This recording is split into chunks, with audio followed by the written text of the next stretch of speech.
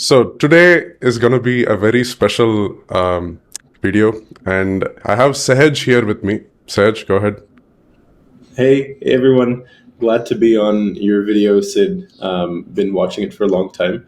I'm Sehj. I work at Clinic, a healthcare company based in Bangalore, and I've been working with Sid over the last almost year now, building health tech for Clinic, as well as just riffing on ideas in healthcare. So excited to be on here and show you guys something cool.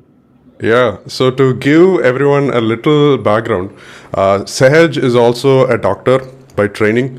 I'm also a doctor by training, but we are both pretty bad doctors. I would say average at most, but then we haven't practiced in a while. So we are really bad compared to normal doctors who practice. Okay. And this demo that we are going to show you was built in a matter of 24 hours for a hackathon, and it involves using GPT-4, using LangChain, and I just want to show it to you. Okay. So now this is called PaCo doc, and we have this is first the helper UI for doctors. Okay. Now Sehj is going to be my patient, and he has come up with some, he has a situation in his mind which we haven't gone over before. This is the first time we are actually going to try this out. Let's see if we are able to figure what diagnosis, Sehj has. So, hi Sehj, what brings you in today? Hi, Doc. I've just been feeling very tired over the last few months. I don't know what's going on. Okay, so you've just been generally tired for a few months. How many months exactly? Yeah, like 2, 3 months. I recently got diagnosed with type 2 diabetes. Um, and I'm on some meds. I think it might be the meds, but I don't know. It's just not helping. Okay, so what have you been taking for your diabetes? I don't remember the name of the medicine. It's some pill that I have to take, and I was just given it last few weeks ago, but it doesn't seem like it's getting any better. And I've been checking my levels; it's just not working. Okay, so your pills are not controlling your sugars. Is that it? Yeah, it doesn't seem to be, no. And I'm just tired. I thought it was, maybe I'm just overstressing myself, but yeah. Okay. Do you have any other symptoms apart from just being tired? I have been feeling a little bit nauseous here and there every once in a while. Yeah, and I guess I've been going to the bathroom many times, more than I usually do. So that's been going on. Okay, okay. So it seems like, do you have any idea about your sugar levels? When was the last time you checked? How much was it?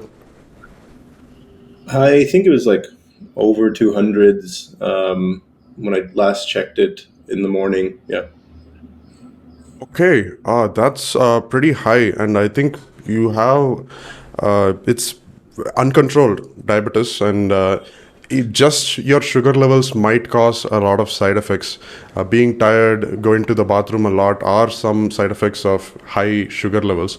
But just to be sure, have you made any changes to your routine? Have you been changing your diet or exercise after you've been diagnosed with diabetes? I mean, I've been feeling tired. I thought it was maybe exercise related. I stopped exercising, and I just don't have the energy. Yeah, I don't really have the energy at all. So that's about it. Yeah, and I guess I've been wearing a little bit more sunscreen. I've been just noticing that. Yeah, just maybe I'm darkening up a little bit. Okay, so you also have hyperpigmentation. Is it on your face? Is it all over your body? I'm just noticing. I think maybe my arms just yeah. Okay. Do you feel more hungry or less hungry? Yeah, less sort of appetite, just tired in general. Got it. Do you feel colder than usual, or do you think you're feeling warmer than usual? Do you sweat a lot? Yeah, I guess I've been sort of yeah, I've been not using the AC I usually do. Yeah.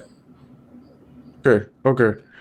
This could be an endocrine problem as well. I'm also going to just take a look at the exact drugs that you are on. I'm going to prescribe a few lab tests for checking your T3, T4, TSH levels. And your sugars, I believe you've been checking them regularly, but let's get a fasting blood sugar and HP A1C also done. And for now, I think we should first stop your medication, whatever you're on, just to make sure that the medications aren't causing these symptoms. And let's wait for the lab test to come back, and then we'll go from there. How does that sound? Okay, that sounds good. Right.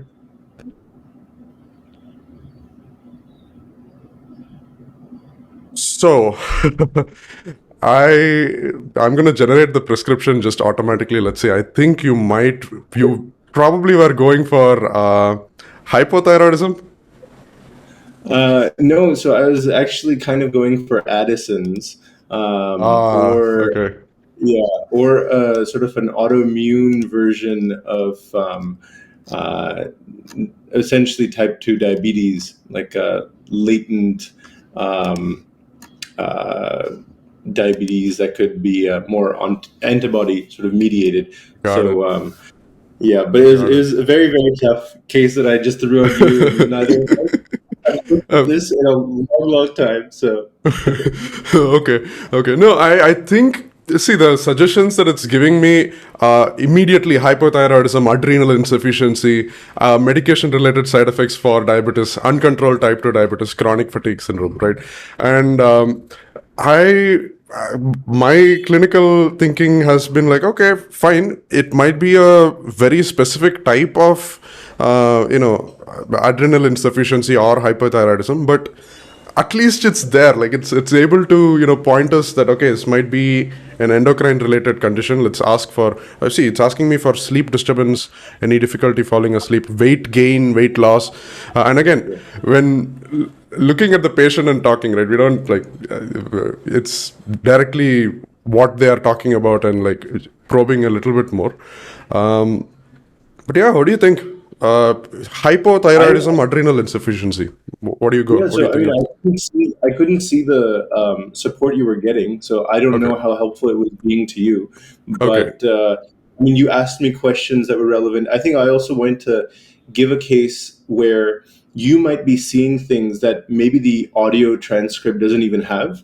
So imagine this is just the first step, but imagine if you could combine what your expertise and your visual mode of data is with what the model knows, and how could Right. that help you.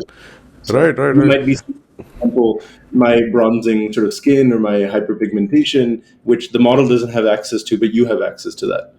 Right. Now, again, like I'm just auto generating the prescription right now, and it got all of it right. Like, just medication, discontinue the current diabetes medication, lab test T3, T4, TSH, fasting. I didn't type anything. It's all from the transcript. We are getting that. And again, to people who are listening, right, like GPT-4 is not specially trained on any medical knowledge. It's a general purpose model, and it's able to do this well with just, I don't think they've let GPT-4 read up Harrison's or, Davidson's, and there are so much more fine tuning that is possible here. So did it get the symptoms right? All the review of symptoms, and did it capture that well? So I'm going to read the history of presenting illness. The patient has been experiencing fatigue, increased urination, and hyperpigmentation for the past 2 to 3 months. They were recently diagnosed with type 2 diabetes and started because you didn't say if you are a male or female.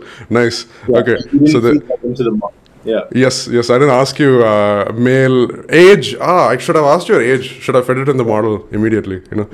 They were recently diagnosed with type 2 diabetes, started on medication, but their sugar levels remain uncontrolled, which is a pretty good summary of what you gave, Yeah. right? And diagnosis, hypothyroidism, suspected and uncontrolled diabetes. So, Wow. okay, So it's okay. giving you just the differential that you're kind of giving, is it? So it didn't just pin down one diagnosis. It took the first one because I also typed in the clinical notes, like gave it a hint, like, okay, take this as the first diagnosis. So this is this is a good version of the doctor's assistance. Now I think let's move over to the patient assistant. So I'm going to save this prescription for the patient. Do you want to try? Okay, let's just ask it simple questions first, and then Yeah. maybe just chat with it in English. Yeah. Let's start there. Okay, I'm gonna just type it in the chat, like, what is my diagnosis? Yeah. So based on recent clinical notes, you've been diagnosed with suspected hypothyroidism and uncontrolled diabetes. If you have any questions about your medications or lab tests, feel free to ask. And we also have an audio. Based on the recent clinical note, you have been diagnosed with suspected hypothyroidism and uncontrolled diabetes. If you have any questions about your medications or lab tests, feel free to ask. I'm gonna maybe start. Maybe ask about, or do you want me to ask a question? Maybe. Yeah, go ahead. Go right ahead. I'm going to start the patient microphone. So, Okay. Doctor ने lab test कौन से order किए हैं?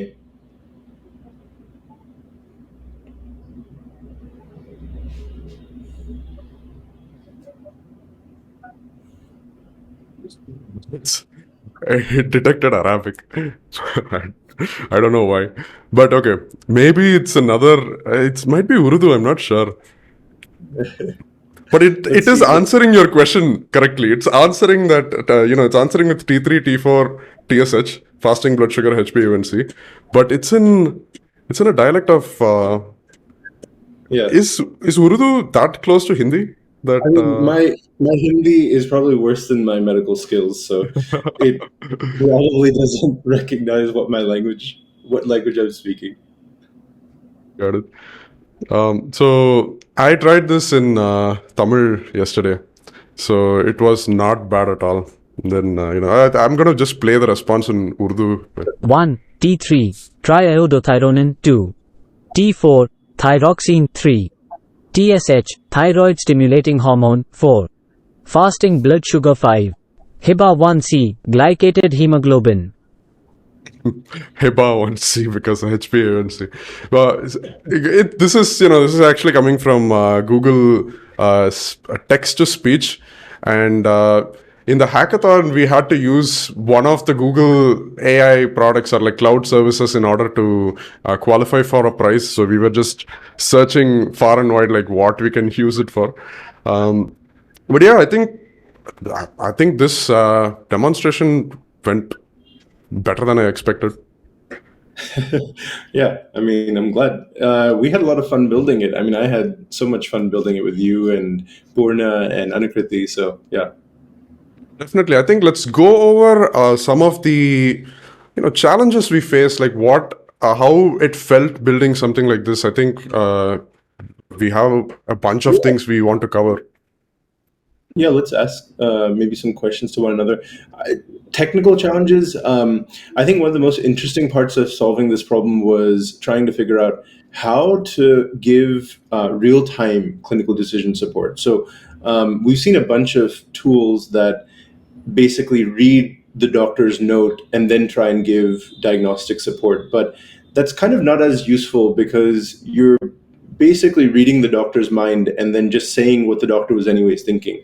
But if you want a model, a technology to be assistive in diagnosis, you need to have it be part of the diagnosis process. So we had to figure out how do we listen in on the doctor-patient conversation and do inference at the same time and like output the results fast enough that they're useful to the doctor, that they can glance at easily. So there was audio editing that we had to do, prompt engineering, so that we had parallel models, some giving differential diagnosis, some giving questions to ask. And then there was also, we tried to try and figure out in this real-time audio inference, did we need identify whether it was a doctor or a patient speaking, audio to text, how high quality it was. So that was more on the real-time. Maybe you can talk more about some other challenges that. Yeah. So I think when we first built it, the first iteration of it, it was very slow because we were transcribing, we were using Google voice to text with diarization.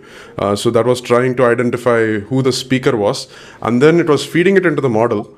What we were doing is thought that, okay, the way ChatGPT usually works is you put in your chat, you wait for the AI's response, and then you feed the response and the previous chat history back into it, right? So that's how it maintains context of the previous conversation.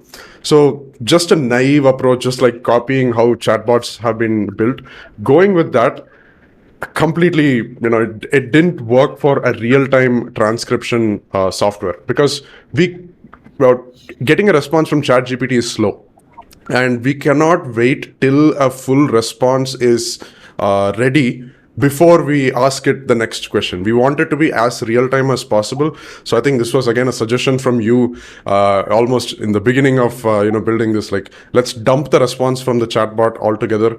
Let's just make it as stateless as possible, which is, at any point in time you have transcripts, keep feeding the transcripts in parallel to GPT and then try to stream the response back. So that gave a huge boost to the speed of the prompts that are appearing on the screen. I mean, these are prompts to the doctor, not the prompt engineering, but that was a huge unlock, I would say. That's the first major blocker that we had to get over, which is parallelize, get the information as fast as possible. The second thing, again, like even there, we realized that first we had prompt engineered for the model to return both the questions as well as the diagnosis together in one single response. And it was slow because it had to do the full thing. Then we just split the prompt into two, and we had I think you can go more into how you went ahead designing these prompts and testing them, but then once we split them into two, we were able to parallelize and get the results back together, again making it much faster. Yeah, so I mean, on the doctor's UI, what you're seeing is actually probably four models. One is obviously the model that's taking audio to text and transcribing it. You have the clinical note generation model, which takes the transcript plus any hints or notes from the doctor and then creates a full note. But then the top left side, you have two models. One is basically a differential diagnosis model, and the other is a question suggestion model. How did we write the prompts? Well, we kind of just asked GPT to help us write the prompts. The differential model, basically the prompt is something like, based on the provided transcript snippets from a doctor-patient consultation, parse the information to generate a differential diagnosis and list it all out with confidence scores. Basically consider the stated symptoms, medical history, and information. So this model is listening to snippets. It doesn't know who the doctor is and who the patient is. It's determining that out of the raw transcript, and then it's giving the list of possible diagnoses. And then the question answer one is doing the same thing, but it's keeping the differential diagnosis silent, and then it's suggesting questions based on its silent differential diagnosis. So it's kind of like what we tried to go for was something called chain of thought prompting, without actually displaying the chain of thought, and then having the questions suggested by the model. So that was how we tried to tackle that. Okay. So now I'm just showing the prompts on the screen, like what we actually came up with and what we are doing. So how did you test these? What was your, did you just go to ChatGPT, try this out? Did you use an API? How are you testing all of this? Yeah, we tried a couple things. We, got some example diagnoses. We created transcript, basically simulated transcripts, again using GPT, and then fed in snippets of that transcript, and then tried to see whether the prompt was behaving how we wanted it to. We had to. We initially started with giving some examples in the prompt, but then found that maybe with minimal examples, the example was almost kind of anchoring the model to do something maybe we didn't want to do. So we ended up going the approach where the model prompt was just more specific and concise. The other thing is we didn't end up doing this, but we were going to do some mock teleconsultations in like a local telemedicine platform, just listen in on that doctor-patient audio transcript that we ourselves simulated, and then try and feed that in. Didn't end up doing that, thought about it, but just ended up using simulated transcripts to refine the prompt, basically. Yeah, I think it's funny because you got some of these simulated prompts, the templates, as well as the example transcripts from ChatGPT itself. It's very circular, for sure. Yeah, and when I was writing code, I was using Copilot to finish most of the code. So I think we are at an inflection point, right? Like definitely things are not the same as it was even just like 6 months ago. We are at that inflection point where it's good enough, just as it is right now. GPT-4 is good enough to provide massive value to end users, like practitioners, patients. It's like, your know-it-all assistant who you can access. I want to go over, like, what do you think the future will look like, and what should people be preparing for, especially startups, innovators? What should they be doing? Yeah. Broad, difficult question. I think, one thing that we demonstrated was that, if you discount everything in this video, from the decision support to the doctor, you just think that it's not valuable to a doctor, or you think that, the patient engagement side is maybe too unsafe to deploy in the real world. One thing that was very clearly demonstrated is clinical note generation, right? The documentation burden that doctors either already face or will soon face under digitization pressure. That could really very quickly be obviated. We were able to stand up something within 1 day using a general purpose model, which just listens to raw transcripts and then creates a clinical note that uses medical phrases, as well as just captures that information with high fidelity. And I think that in itself is a valuable thing. The other stuff is icing, I would say, and it's also just beginning. In terms of maybe where this goes, being trained as doctors, I think we're some of the first people to be skeptical about AI replacing doctors, but certainly augmenting. But how do you augment? Do you augment in an async manner? Or if you want to augment in a synchronized manner, how would you do it? So I think what this at least shows is that clinicians' information needs, they may be very varied in complexity. So some clinicians may need much more support than others, which might need much more specialized support. We're just exploring the beginnings of that, right? And then patient engagement, also just scratching the surface of, rather than a hospital setting up dedicated phone lines, chat lines, inbox messages, where they're just replying to patient inquiries, can we at least first level triage it?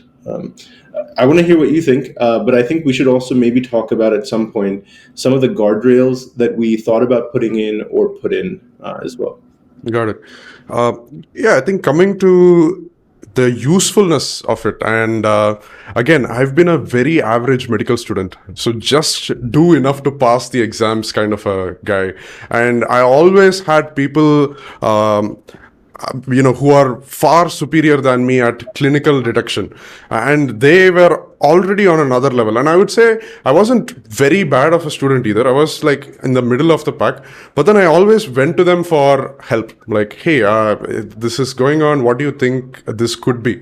Right? And that confidence that somebody who is better than me but could give me, and then it's the same kind of support that I'm feeling right now. When looking at ChatGPT and PaCo give me these differentials and these questions to ask, I feel like I'm not alone. Like I have something with me to help me. And as these models get better, maybe this feeling of I don't have to make this decision alone. It might even go way beyond just like emotional support, and I'm there for you. So that's I really appreciate what you just said about not feeling like you're alone. Both of us live and work in India. Medblocks is doing a lot, obviously, outside of India, but at Clinic also we're thinking about how to improve the quality of care across the board in India. And I mean, one crazy stat, at least to me, is that most doctors in India practice in practice sizes of like less than 3 people. That's like 90% plus of doctors are basically just practicing solo, without any support, without any sort of auditing. And also, a lot of people go to practitioners who may not be medically qualified, but have some alternative qualification. So can you provide assistance to this cadre of practitioners that right now maybe just don't have that access? So can you bring the average or below average doctor, like us, up to a level that's acceptable, that you're not missing out on, really sort of guideline-based or high-quality care? yeah, absolutely. I think the way we need to think about this is, how would you change the way you do things if you had an expert online, like on call? You can call them at any time, ask them any question you want, 24/7, at like 1/100th the price. Not even 1/100th. It's like a 1/10,000th. It's so cheap right now to actually access these things. That's the way I think we need to think about this. Like, we have an expert available on call. You can call them. They are listening to you. They are with you. How would you change things? How would you, revamp everything? And I think also just the interface of the EHR, right? Like in 24 hours, we've built a prototype, EHR, like the clinical interface for it, that has nothing to do with clicking or typing, hopefully. So can you, in countries that are trying to digitize, can you totally rethink the UI UX for clinical documentation, both for clinicians, but then also for obviously downstream administrative paying use cases? Absolutely. I think I barely clicked. The only click happened when I clicked on generate note, and everything else was voice. It just like figured things out, right? But again, coming to insurances, coming to, we don't live in isolation, and we cannot expect ChatGPT or like GPT-4 to do everything well immediately, right? So it can do text really well right now. API calls, you still have to kind of prompt engineer enough. You have to, teach it. How do you call a fire server? How do you call an OpenEHR server? What are, archetypes? What does this mean?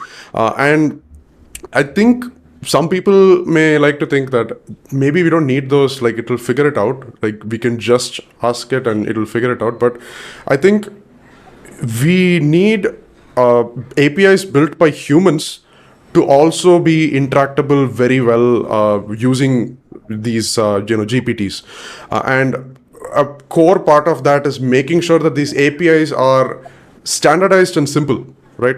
Like if you have one API, like you have one Fire API or you have one OpenAir API, and it's fully standardized. Everybody uses the same thing. It's so much easier to train a very robust model on top of, rather than saying, okay, for insurance with this hospital, you need to, go through this loophole. In insurance in another hospital, you need to it's slightly different. So I definitely see this push towards, AI is gonna get really good. It's gonna get good at using APIs, but it's not gonna get good at using niche APIs. Like, you cannot expect it to use 20 different things specific for one scenario. So that's where standardizing the APIs, making sure that everything else is in place, and then we build an AI on top of it to go, okay, fetch me all the blood pressure readings, show me if the patient has had something in the past, right? And then it's just able to translate that into API calls that humans have built, right? So I don't think it's all going to be just text, and large language models will need to talk to multiple systems, and they're just going to be much better if there is one or two major APIs, as opposed to 20 different data structures and 40 different APIs. So right.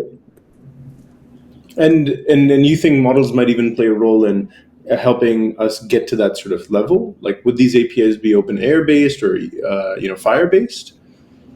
I don't know. So the thing is, right now we can only bet on what makes sense for humans, right?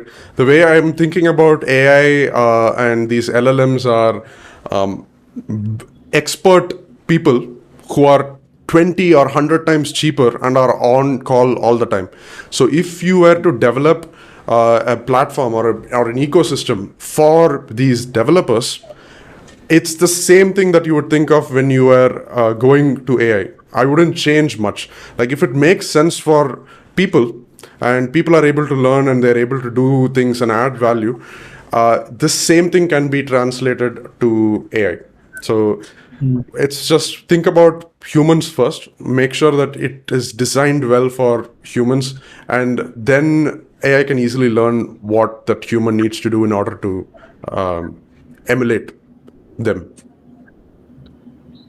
Got it. Yeah. I mean, we've talked a lot about exciting potential. Maybe worth talking a little bit about the risks of something like this being put in place. Do you want to go over some? Yes.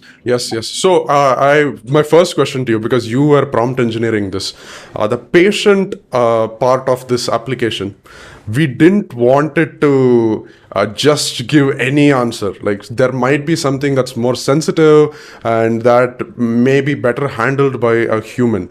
So how did you go about, what was your thought process there, and what did you do with the prompt?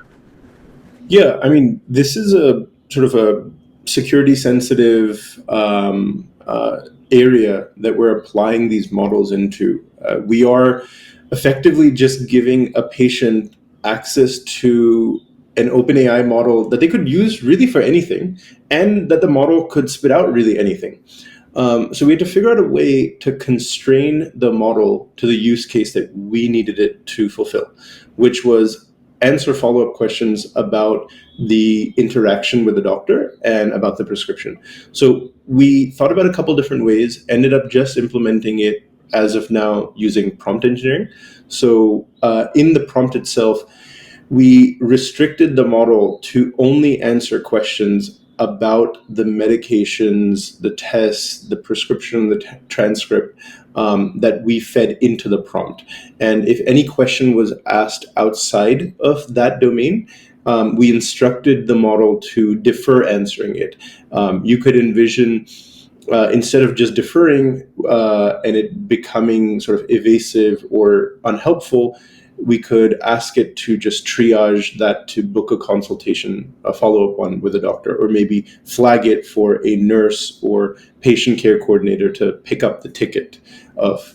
The other thing that we thought about but didn't actually implement for that guardrailing was we thought about kind of a checker model. So there was this paper out by one of the companies in the US that's trying to use AI for clinical care. And they essentially set up multiple dialogue-based agents, one sort of answering and the other checking. And so we did think about, could we have a patient answering agent with a checking agent for, okay, is this within bounds? Is this within constraint? That ended up probably slowing down how quickly the patient could answer, but you could imagine setting it up as kind of a message reply that the patient gets after some time. So we didn't end up deploying it, but thought about that as well. Right.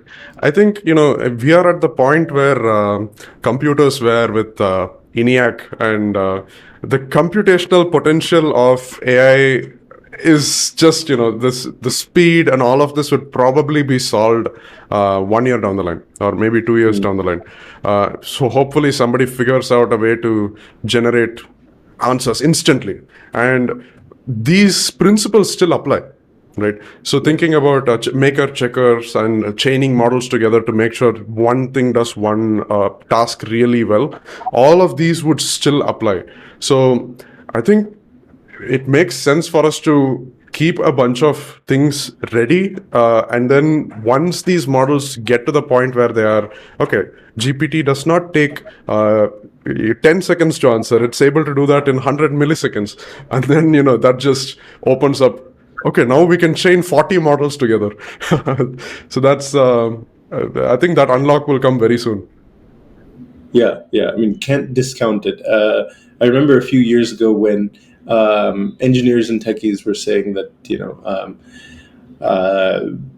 AI will replace doctors, and I was very skeptical. And I certainly have seen things that I didn't expect.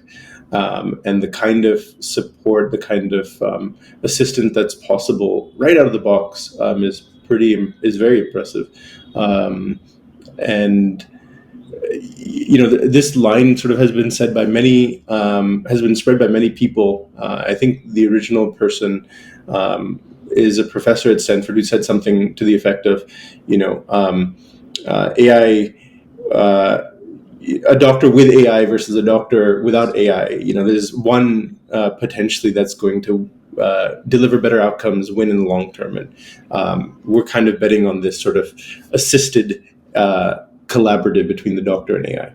Yeah, absolutely. I think we're seeing that already in a lot of fields, especially programming, right? Like a programmer with Copilot and with assistance versus a programmer without huge difference in the output and amount, the kind of questions they come up to you and ask. Same thing for doctors. I don't think AI is going to replace in the traditional sense that machines replaced factory workers, right? It's not exactly the same because people at the end of the day still want to feel that, okay, there is somebody there taking care of me.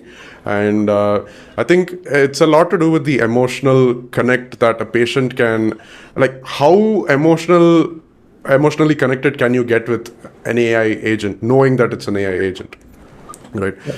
So speaking of like emotional connect, I think when we were demoing this in the pitch day or the hackathon, and even now, one thing that this sort of enabled for us is for that doctor and patient to just have a conversation. I think there's many companies trying to do transcription to structuring, and this kind of comes back to that, right? Is we can go back to having a conversation. Doctor doesn't feel as alone or unconfident, and then we can get back to the doctor-patient relationship that's can do things beyond just diagnosis, right? Medicine is so much more than just diagnosis and treatment planning. It's about behavior change. It's about, value eliciting, patient decision-making, assisting that. And as medicine becomes more complex and uncertain, treatments are possible for diseases that may not have been possible before, but have trade-offs. You could argue, well, there'll be agents that also help you with that. Your own personal AI agent that is trained on your values will help you make decisions. That's certainly possibly true. But then there's also the role, who knows? Who knows then what and where will the role of the practitioner change? Right.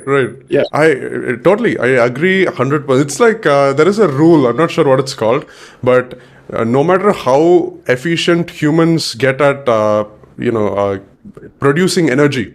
So, for example, you take people burning wood to produce energy and then people moving to coal. Your energy consumption just increases. It does not, just because you got more efficient at something does not mean you stop using less. So I think it's the same thing here, which is doctors are today like bogged down with these mundane, repetitive tasks of, okay, I come here, what's your problem? Okay, this is your diagnosis. Okay, take the medication and go. Doctors can do so much more. Like, as you said, the roles will probably change and it will enable us to just open up a whole new type of we might be able to probably look at specific genetic conditions and like very personalized medicine, and the doctor might have time to actually sit with someone, talk. Again, it may not be alone, just the doctor. It may be with the help of AI agents to carry out an intention, right? So I think it'll just unlock what we are able to do and then do it at a much grander scale. Maybe the best practitioners end up going more on the cutting edge of research, right? Exploring the questions for what are the new treatments that we need to develop. What might be the sort of seed ideas for patient profiles to target for new development? Or maybe we also have a lot more time on rethinking how our health systems are engineered, right? Thinking about, well, we have hospitals working a certain way and clinics working a certain way, but what if you, with this kind of tool, how could you totally reconstruct the way in which you deliver care? We've not necessarily had the time nor the bandwidth, I think, as clinicians, practitioners, to rethink, nor had the technologies, but maybe now that is becoming more possible. Yeah, absolutely. So this was a really good, a discussion, and we didn't have most of this planned out. For everybody listening, PaCo and all of the code is available open source, maybe for a limited time. We don't know, but it's available right now on GitHub under Medblocks/PaCo. You can go ahead, check it out, see what we've done. You don't need an open API key for it to work, so you can get that if you are on the waiting list. So yeah, check it out, and let me know what you think in the comments. I'm pretty sure most of you are in the innovation space and you're working on healthcare technology. So yeah, do let me know. And thanks for watching. Thank you, Sehj, for taking the time, and it was very interesting. Should probably do another series on how this goes, what else we come up with. Absolutely. Wait, but Sid, we should also probably, I think we mentioned it up front, but the two of us are having this conversation. We had two other just fantastic teammates who were are this part of this team, and just couldn't have done this without. Anukriti and Purna, who will obviously link their profiles and everything. And Yes. and I think we should also thank a demo video we saw from Babylon, which kind of inspired a little bit of what could we do here. So I think they intended it as a demo of a few years ago of what the future could look like. I don't know if any of us thought that was possible within a year or so. Yeah. I'm gonna just link this demo as well. It's a short 2-minute video. I'm just gonna play it here. Come on, YouTube ads. Okay, it's just a 2-second skip. Okay.